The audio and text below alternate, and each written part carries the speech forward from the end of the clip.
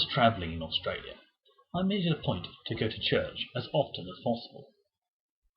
It's been my means of doing something different in an otherwise monotonous week of working, cycling, or doing nothing at all because I was unable to find work. Often people ask me, "Where I was going?" and I quite happily say, "I'm going to church. Fancy joining me?" Sometimes they would ask why, or start a discussion on certain topics. I'm more than happy to continue those topics and join the debate with them.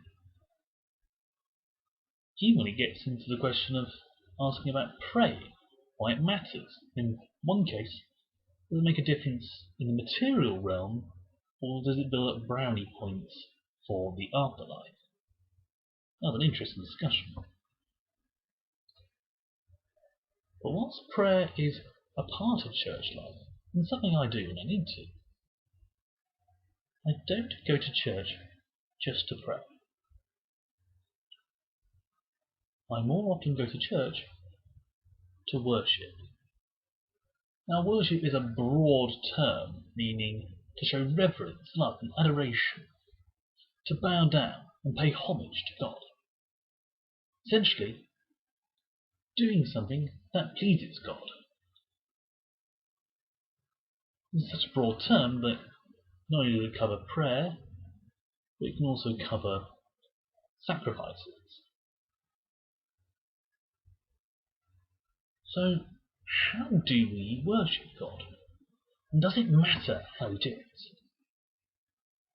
The answer to that is yes, it does matter.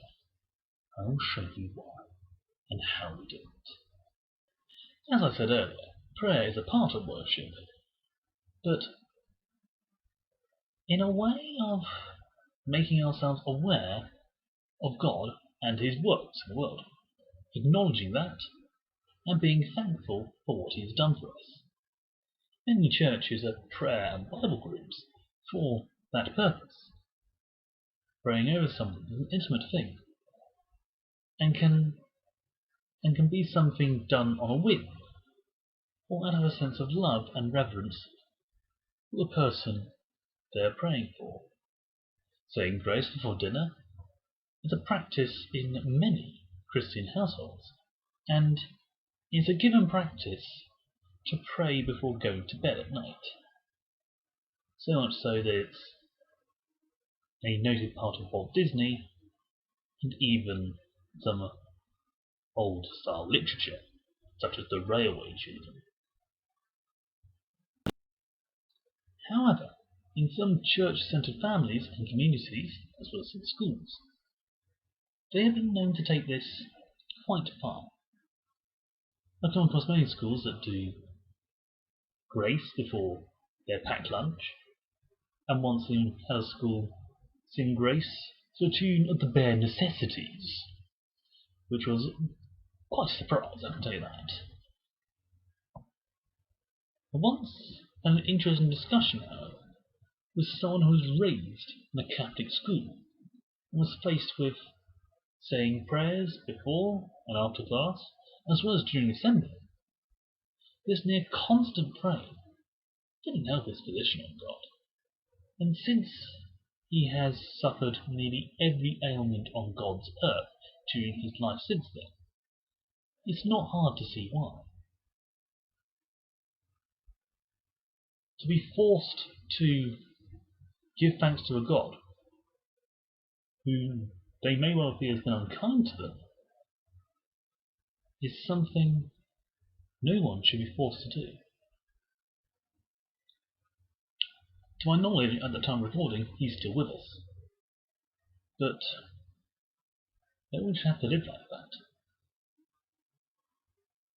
I remember a church class once told me that she had been called a God-bonderer for her constant praying, which is slightly ironic, since God cares about us and wants us to bother Him. That being said, I'm not given to praying much, unless I'm thanking God for something, asking His help in a great endeavour, or protection from someone whom I can't help personally. And I do so more often because I want to when it feels right to do so. You can never force me to prayers. You want me to pray? I feel it's right, I will do so. It's because I'm a very practical person, and I actually think God is very practical as well. Some say that the Gospel of Mark is a rush gospel, and true, he doesn't spend much time building up the scene. He gets right into the baptism and the gathering of the disciples. He barely mentions temptation in the wilderness. I feel that Mark's Gospel is a practical gospel. It focuses on the works of Jesus himself and how that makes a difference to us in this world. On a couple of occasions, Jesus is shown to be very practical, just getting on the job in hand, unless something equally important comes to his attention. It's very rare he's pulled aside by many people, unless someone with deep faith wishes to have his attention, and then he attends to them. He very rarely, that he isn't seen, to suddenly stop whatever he's doing, bend down, and pray. In fact, once he made a point of healing someone before starting his teachings. Like any sensible man, he wakes the morning tea lady, because that person did indeed stand up and started serving. Whilst the argument saying God helps those who help themselves isn't a biblical passage, it does serve as a useful thing to remember. We can't sit back and wait for God to do our work. We need to step up and get on with it. Prayers are useful, but not at the expense of doing the job we can do in front of you. That horse isn't going to be stopped by God. You need to go after it. You need to be the person God sends. Often we claim to know everything about the world, or refuse to listen to anything, even if it contradicts our own assumptions. At school, me and my friends used to stereotype the different years on how cocky they were.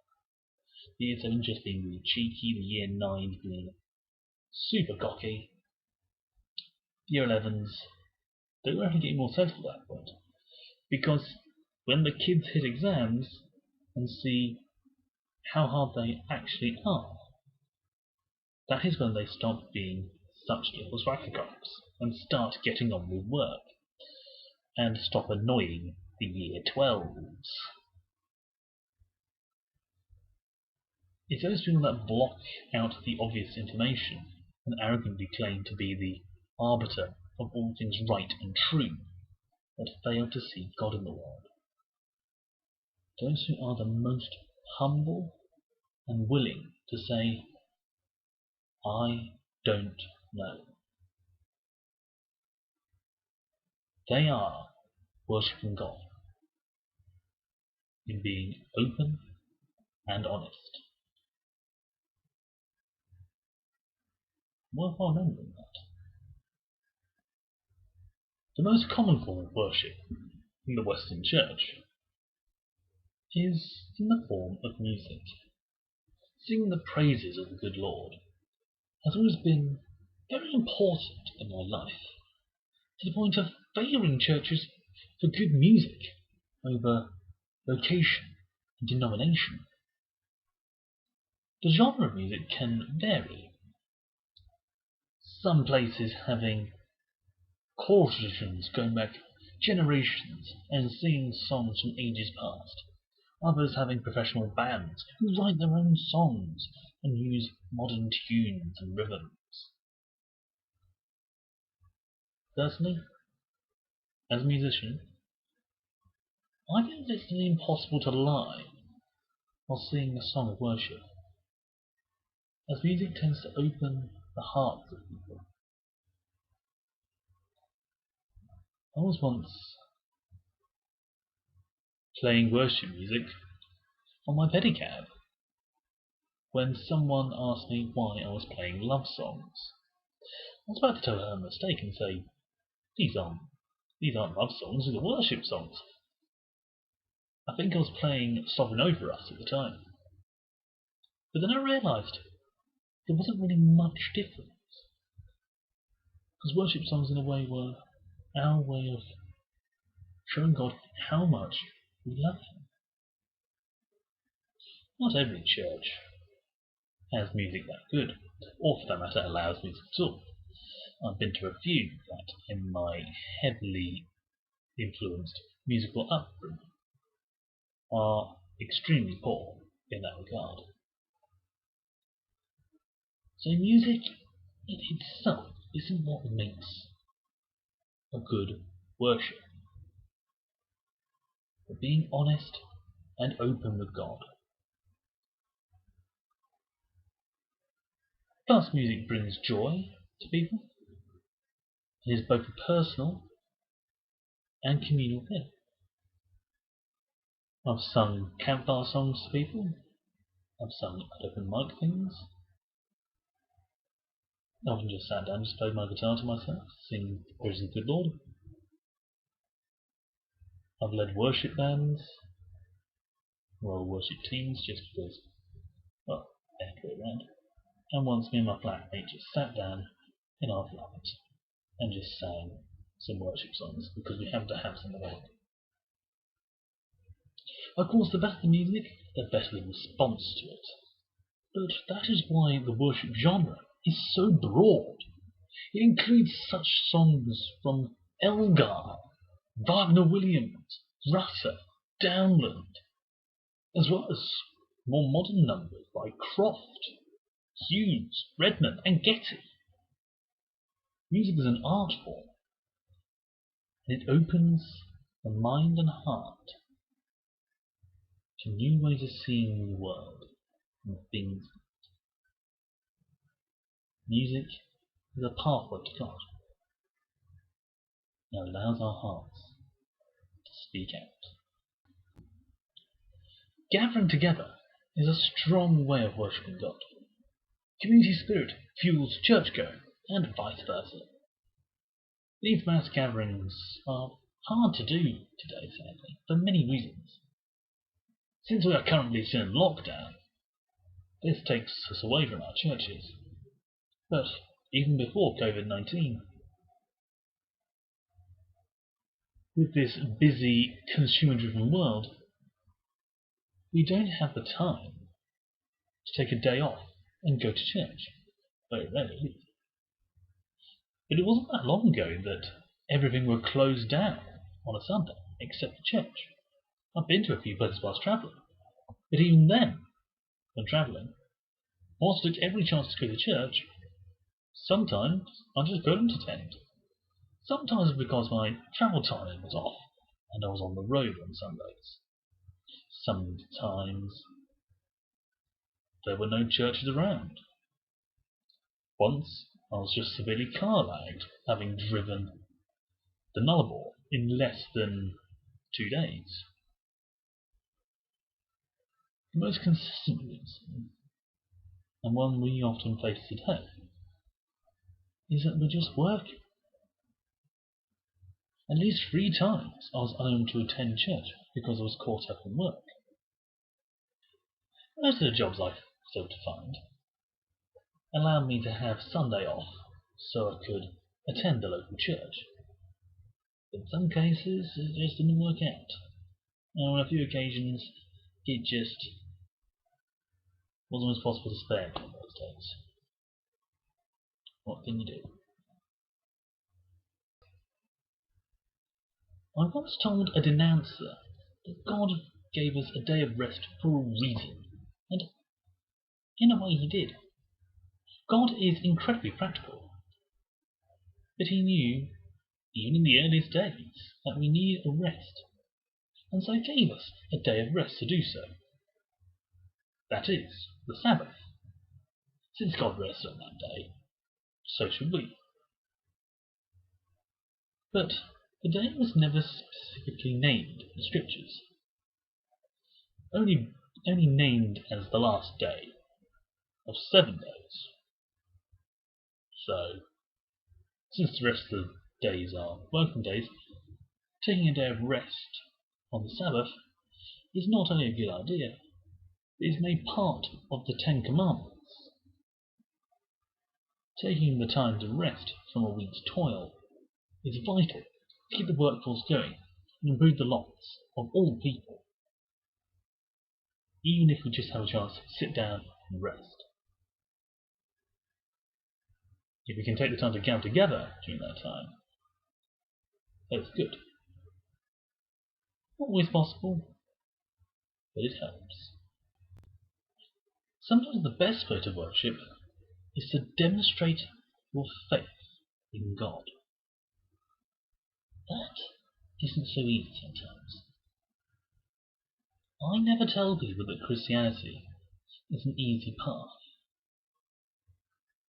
but being able to let go of your worries and troubles and trust that God will take care of things is a remarkable thing. This doesn't mean being lazy. No. If you can do something about a problem, then for God's sake, do it. But if there's something you know full well you can't do anything about, and yet on a personal level it still means something to you, that is when you give it to God. That is when you pray and trust Him. As it says in the old song, Father, I give into your hands the things I cannot do. I have on a number of occasions done just that. Doing someone or something into God's care. When my grandmother suffered a stroke, I couldn't help her as I wasn't a doctor. So I prayed. When my nana was diagnosed with terminal cancer, I couldn't do anything. So I prayed. When various friends were in hospital for whatever reason, I couldn't do anything about it. I prayed. And I have friends in other countries who are also affected by COVID-19. But I can't help. I pray for them.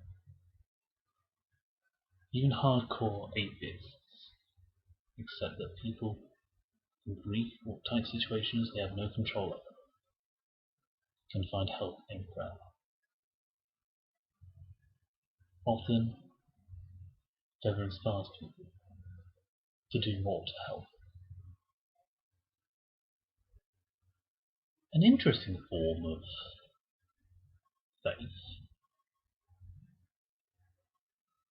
was discovered by a curator at the British Museum. Irving Finkel found in the Mesopotamian tablets from the collection a reference to Noah's Ark. Not only was this the origin of the animals going in 2 by 2, but also written instructions building the ark. The interesting thing about this discovery is that it showed the original ark wasn't oblong, as depicted in most medieval artworks, but round.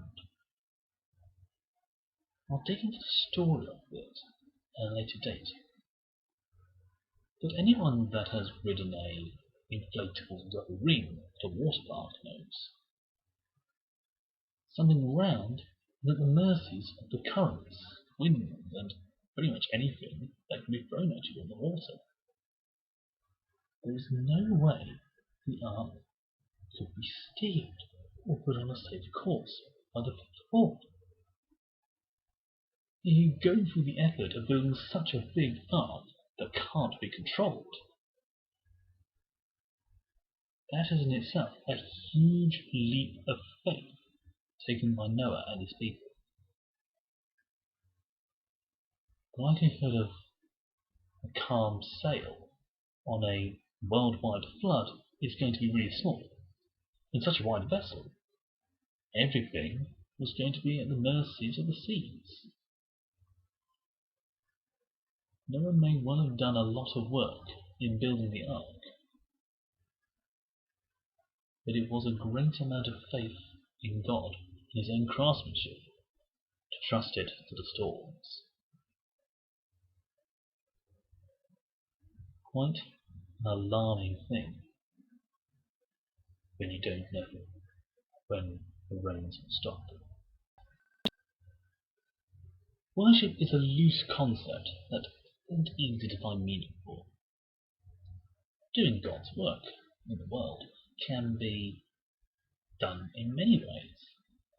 Giving up our time and energy to do things to improve things for the world and mankind is an incredible feat. It's the main source of goodness in the world. An example I can give: my father. He was a policeman for many years. When me and my brothers were at home, when small, he would try to arrange to have a day off for Christmas so we could see him and spend time with him. But when my brothers were at university or with their ladies over Christmas, my dad would instead take over the Christmas day shifts for offices with young families so they could spend Christmas with their children. Me and my mother, we used to help with a local charity Christmas Day. During that time, giving the elderly and lonely of our borough a good Christmas dinner, some happy memories, and some music from the ukulele or the lute. Across the world, people do things that bring joy to others. How many NHS workers are believers, I honestly don't know. But in this time of crisis, their hard work for the people of the UK is nothing short of marvellous. Protecting us from COVID-19, working hard to help those suffering from it to recover.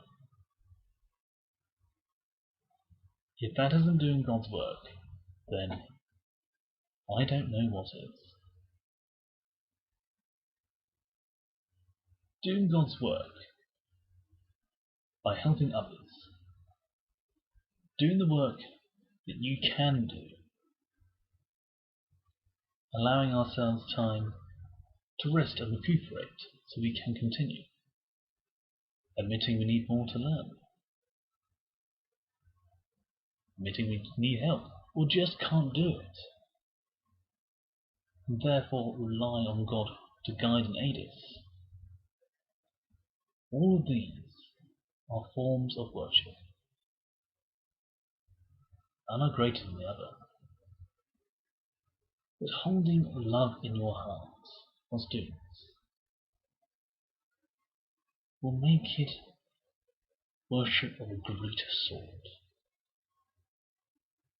There shouldn't be something we feel we have to do, however. It should be something we want to do. And not only that, but delight in doing. Doing things we love to improve the lot of people in the world is a form of worship in itself. By all means, sing the Lord's praises, bow down before him, and pray to him. But only if you mean it in your heart. Don't force yourself to do it. This kind of worship is incredibly powerful. It does like a fire in our hearts. That sort of fire can change many people in unexpected ways. To make the sinner repent. To make the cripple stand tall. The blind see. Oh, so many things. As for how this is done, that I will cover in next week's video. So stay tuned if you want to see that. If you have any suggestions for future videos or thoughts on this particular video, by all means leave them in the comments, along with any suggestions for scriptures I should see on this topic. As always, give this video a thumbs up, share with your friends, and subscribe to the channel for weekly updates about videos. I'm also working on a playlist for this whole series of videos. Hopefully I'll link it at some stage. But until the next time, share the love, stay safe, and God be with you.